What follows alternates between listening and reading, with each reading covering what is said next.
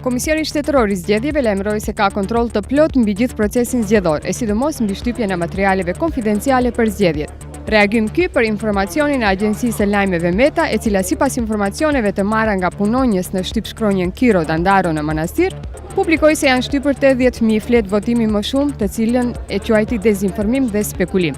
Sot në zyrat e KSZ-s do të votojnë anëtarët e këshillave zgjedhor që do e zbatojnë votimin jashtë vendit. Në hetimin e rastit, për Kosta Kërpaq, i cili është dëshmitar i PSP-s për rastin Thesari, janë bërë shumë lëshime.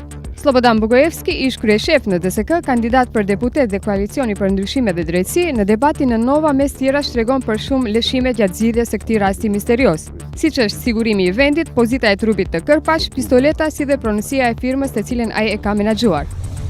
Së paku 97 persona e humbën jetën, ndërsa qindrat e tjerë janë lënduar gjatë tërmetit të fuqishëm i cili e goditi ishullin Sumatra në Indonezi, lajmëruan përfaqësues zyrtar.